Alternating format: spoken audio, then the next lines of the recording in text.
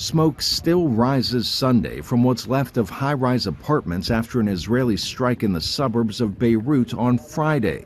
The Israeli military says it was targeting the leader of the U.S.-designated terror group Hezbollah.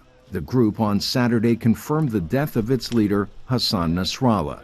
Israeli Prime Minister Benjamin Netanyahu labeled Nasrallah as someone set on destroying Israel. Nasrallah was not another terrorist. He was the terrorist. He was the axis of the axis, the central engine of Iran's axis of evil. He and his people were the architects of the plan to destroy Israel.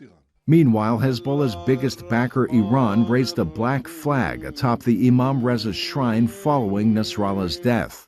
The sign of mourning came as Hezbollah issued a statement saying Nasrallah joined his fellow martyrs, while vowing to, quote, continue holy war against the enemy and in support of Palestine.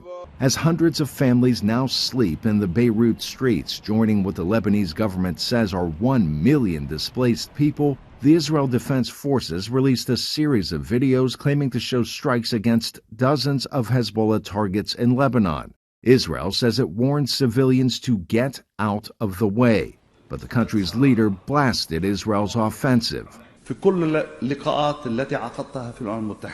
Unfortunately, the law of the jungle that controls the world has made the Israeli enemy stall all efforts for a ceasefire and continue its war against Lebanon because it does not care about the law or international legitimacy. Overnight attacks this weekend continued in Beirut, prompting concern for what may follow. Meanwhile, hundreds of demonstrators in Baghdad protested Nasrallah's killing and attempted to breach the fortified Green Zone in Iraq, home to the U.S. Embassy. We're watching this very, very closely to see how Hezbollah and or Iran may react, as well as the militia groups in Iraq and Syria. We have to be prepared for some sort of response. We have to make sure that we are ready, and we are. We believe we have the force capability we need in the region, but it's not clear right now. Too soon to know. Lebanon's health ministry reports more than 1,000 Lebanese dead and 6,000 wounded in the past 2 weeks.